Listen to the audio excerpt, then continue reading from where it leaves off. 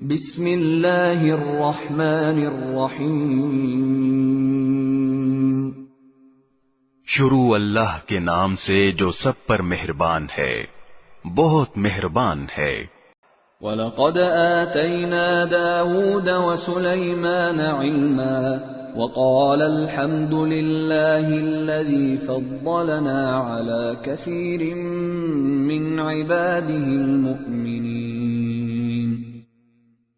اور ہم نے داؤد اور سلیمان کو علم عطا کیا، اور انہوں نے کہا تمام تعریفیں اللہ کی ہیں جس نے ہمیں اپنے بہت سے مومن بندوں پر فضیلت عطا فرمائی ہے۔ وَوَرِثَ سُلَيْمَانُ دَاوُودَ وَقَالَ يَا أَيُّهَا النَّاسُ عُلِّمْنَا مَنطِقَ الطَّيْرِ وَأُوتِينَا مِن كُلِّ شَيْءٍ إِنَّ هَذَا لَهُوَ الْفَضْلُ الْمُبِينُ۔ اور سلیمان کو داؤد کی وراثت ملی، اور انہوں نے کہا اے لوگو، ہمیں پرندوں کی بولی سکھائی گئی ہے، اور ہمیں ہر ضرورت کی چیز عطا کی گئی ہے، یقیناً یہ اللہ تعالی کا کھلا ہوا فضل ہے۔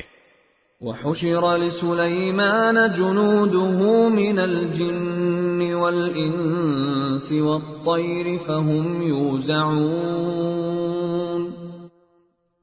اور سلیمان کے لیے ان کے سارے لشکر جمع کر دیے گئے تھے جو جنات، انسانوں اور پرندوں پر مشتمل تھے، چنانچہ انہیں قابو میں رکھا جاتا تھا۔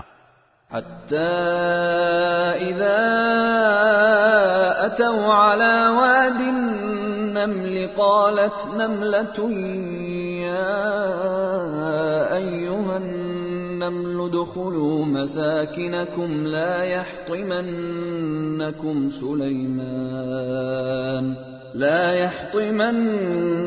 سُلَيْمَانُ وَجُنُودُهُ وَهُمْ لَا يَشْعُرُونَ۔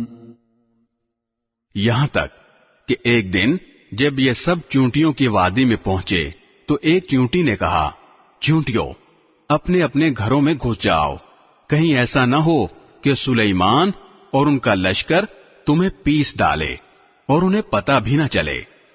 فَتَبَسَّمَ ضَاحِكًا مِّن قَوْلِهَا وَقَالَ رَبِّ أَوْزِعْنِي أَنْ أَشْكُرَ نِعْمَتَكَ الَّتِي أَنْعَمْتَ عَلَيَّ وَعَلَى وَالِدَيَّ وَأَنْ أَعْمَلَ صَالِحًا تَرْضَاهُ وَأَدْخِلْنِي بِرَحْمَتِكَ فِي عِبَادِكَ الصَّالِحِينَ۔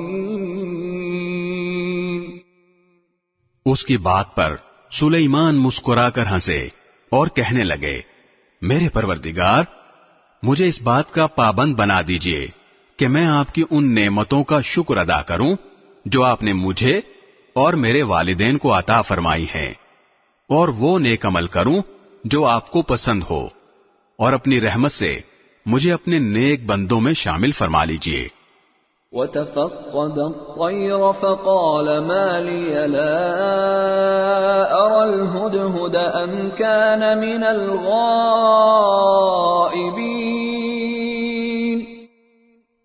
اور انہوں نے ایک مرتبہ پرندوں کی حاضری لی تو کہا، کیا بات ہے، مجھے ہدہد نظر نہیں آ رہا، کیا وہ کہیں غائب ہو گیا ہے؟ لَأُعَذِّبَنَّهُ عَذَابًا شَدِيدًا أَوْ لَأَذْبَحَنَّهُ أَوْ لَيَأْتِيَنِّي بِسُلْطَانٍ مُبِينٍ۔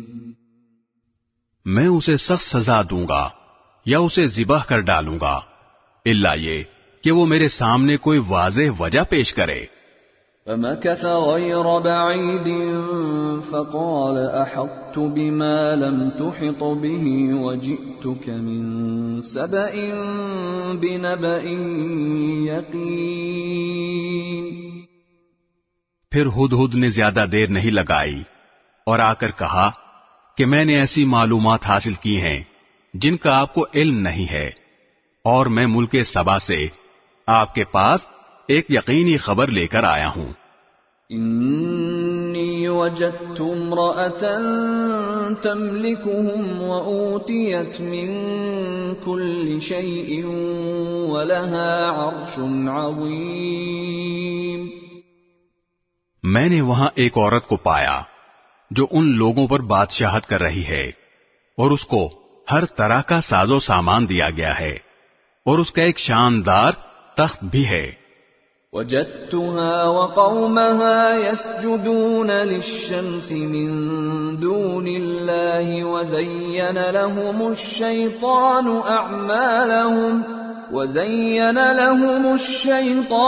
أعمالهم فصدهم عن السبيل فهم لا يهتدون۔ میں نے اس عورت اور اس کی قوم کو پایا ہے کہ وہ اللہ کو چھوڑ کر سورج کے آگے سجدے کرتے ہیں، اور شیطان نے ان کو یہ سجھا دیا ہے کہ ان کے اعمال بہت اچھے ہیں، چنانچہ اس نے انہیں صحیح راستے سے روک رکھا ہے، اور اس طرح وہ ہدایت سے اتنے دور ہیں۔ أَلَّا يَسْجُدُوا لِلَّهِ الَّذِي يُخْرِجُ الْخَبْءَ فِي السَّمَاوَاتِ وَالْأَرْضِ وَيَعْلَمُ مَا تُخْفُونَ وَمَا تُعْلِنُونَ۔ کہ اللہ کو سجدہ نہیں کرتے جو آسمانوں اور زمین کی چھپی ہوئی چیزوں کو باہر نکال لاتا ہے، اور تم جو کچھ چھپاؤ اور جو کچھ ظاہر کرو سب کو جانتا ہے۔ اللہ لا الہ الا هو رب العرش العظیم۔ اللہ تو وہ ہے جس کے سوا کوئی عبادت کے لائق نہیں، اور جو عرش عظیم کا مالک ہے۔ قال سننظر اصدقت ام كنت من الكاذبین۔ سلیمان نے کہا، ہم ابھی دیکھ لیتے ہیں کہ تم نے سچ کہا ہے یا جھوٹ بولنے والوں میں تم بھی شامل ہو گئے ہو۔